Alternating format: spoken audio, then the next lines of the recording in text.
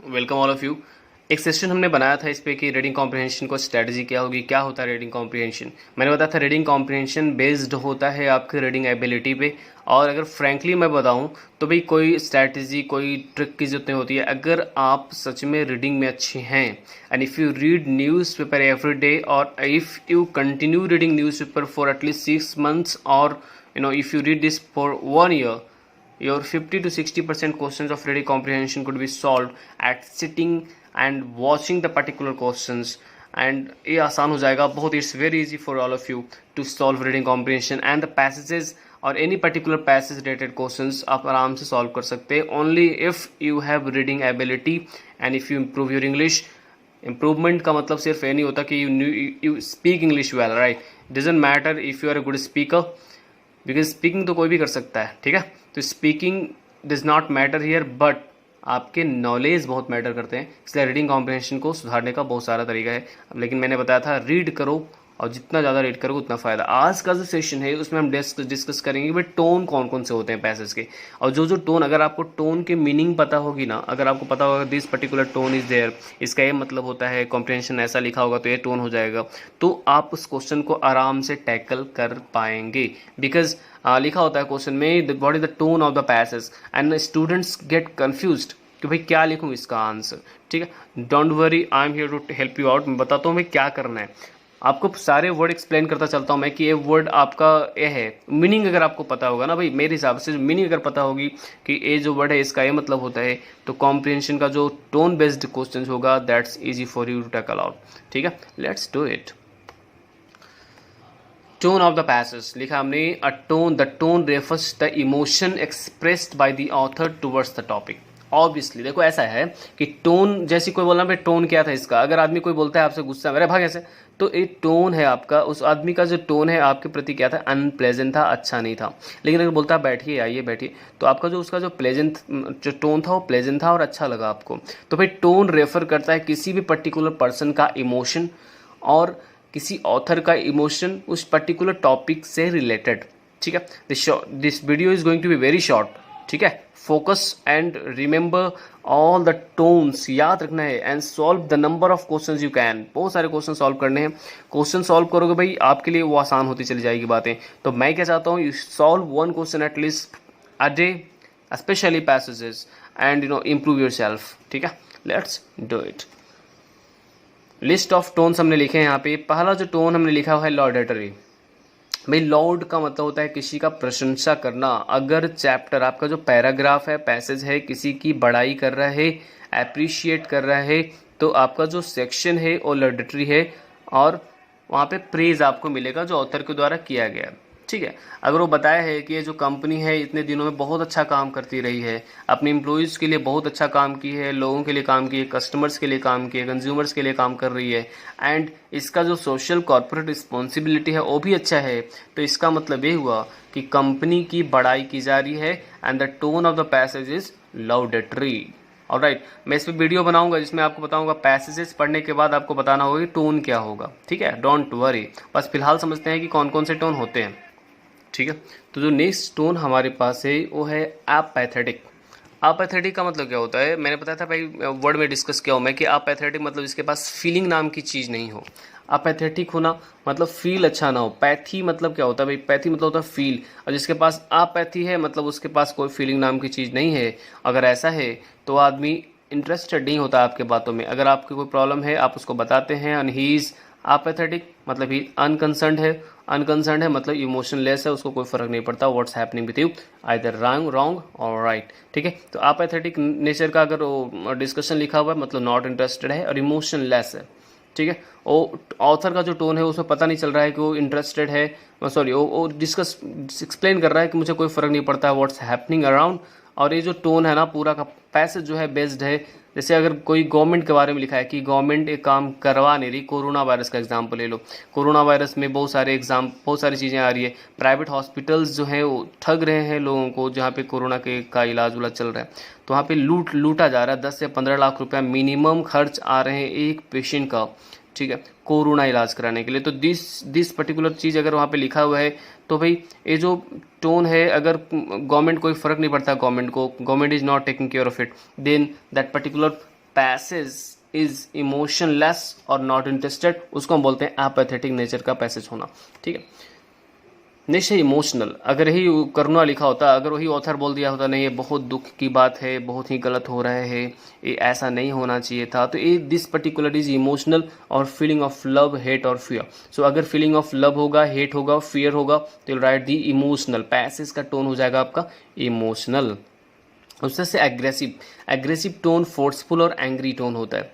ठीक है, जब भी कोई ऑथर जो है गुस्सा में कोई चीज़ को एक्सप्रेस कर रहा है, ठीक है, गवर्नमेंट पे गुस्सा दिखा रहा है, लोगों पे गुस्सा दिखा रहा है, तो भाई वो पर्टिकुलर जो पैसेज है वो एग्रेसिव टोन का है। ठीक है, एग्रेसिव टोन का पैसेज है, अंडरस्टैंड। तो ये चीज़ ध्यान रखना है आपको कि भाई टोन ऑफ द पैसेज कौन सा क्या होगा। एक आता है डॉगमैटिक।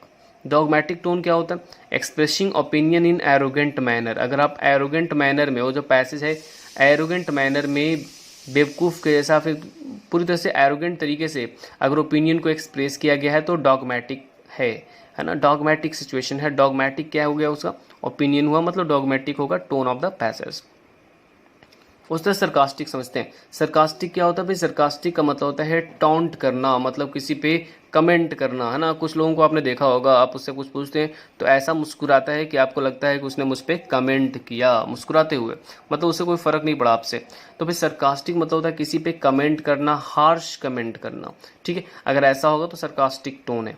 ठीक है, कमेंट करता हुआ, जो एक तरह से मजाक का पात्र बनाता हुआ और बुरी तरह से कमेंट भी कर रहा है, आप पे कमेंट भी कर रहा है, आपको मजाक भी उड़ा रहा है, तो सरकास्टिक टोन है वो।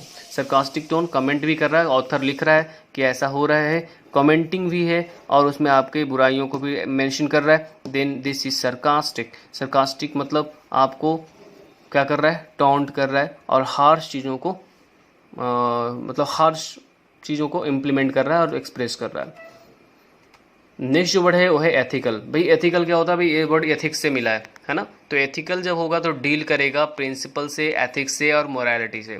ठीक है, अगर किसी कंपनी की पॉलिसी के बारे में डिस्कस किया गया है, किसी कंट्री की पॉलिसी के बारे में डिस्कस किया गया है, तो वो जो टोन ऑफ द पैसेज होगा वो एथिकल होगा। बेलिग्रेंट पैसेज होने का मतलब क्या हुआ?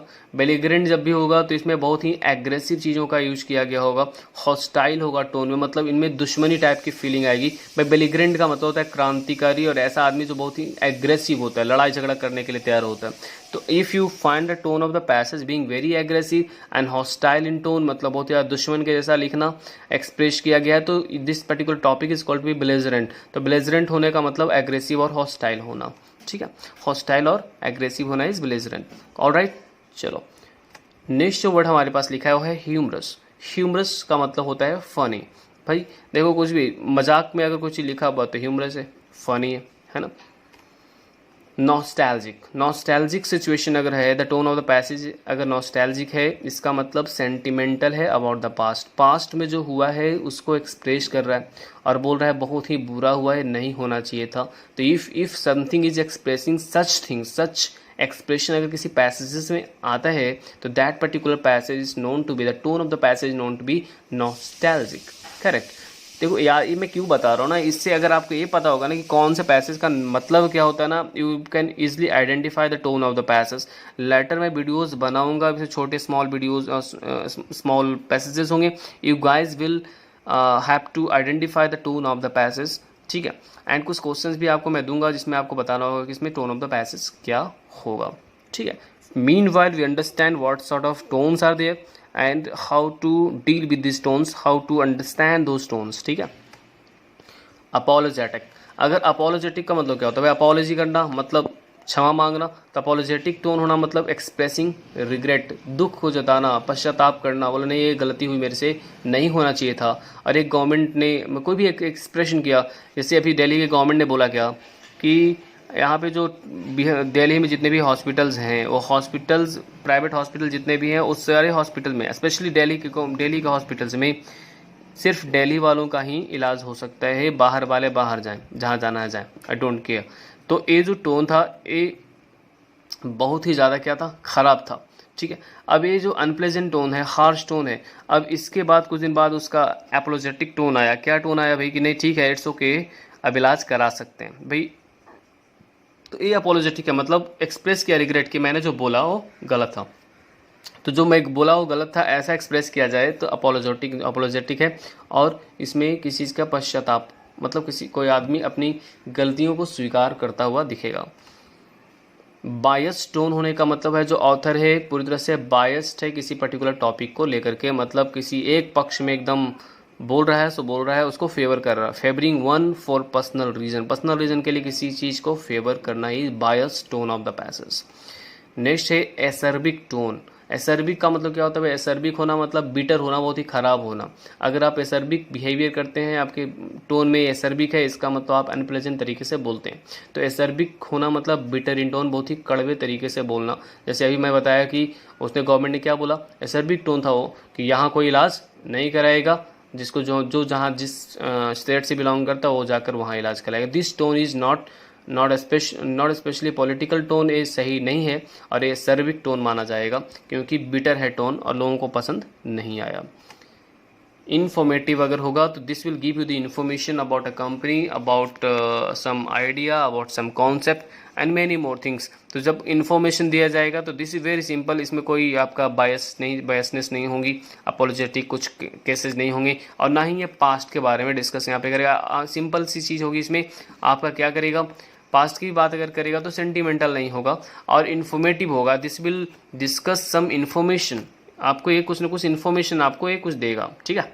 चलिए नेक्स्ट वर्ड जो है हमारे पास है वो है ग्रैंडियोज।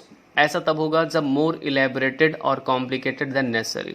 आपने देखा होगा कई चीज़ों को ऐसे या कुछ लिखने वाले या पैसे लिखने वाले फालतू में चीज़ों को एक्सप्रेस करते हैं, कॉम्प्लिकेटेड बना देते हैं, उसको हम ग्रैंडियोज टोन बोलते हैं।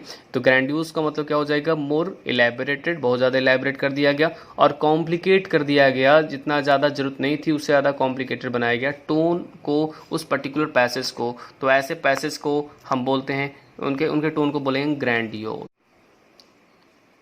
उम्मीद करता हूँ कि आपको ये वीडियो पसंद आया होगा। अगर हाँ तो इसको देखो, ऐसा करना है भाई, पहले एकदम आराम से पूरा पढ़ लो, समझ लो, उसके बाद जो क्वेश्चन बनाओ तो इसका एप्लीकेशन करो कि एक टोन क्या है। उसके बाद आप एप्लीकेशन करके देखो, अगर आपसे क्वेश्चन गलत बनता है तो मुझे आप टेक्स्ट करो, है ना। टेलीग्राम चैनल पे मुझसे कांटेक्ट कर सकते हो, वहाँ पे आप टेक्स्ट करो सर ये वाला क्वेश्चन जो था हमारा गलत हो रहा है, तो विल डिस्कस ओवर देयर। चलिए, तो उम्मीद करता हूँ कि आपको टोन ऑफ द पैसेज समझ में आया होगा। कीप वर्किंग, कीप इम्प्रूविंग, है ना। Thank you so much for being with me, thank you so much.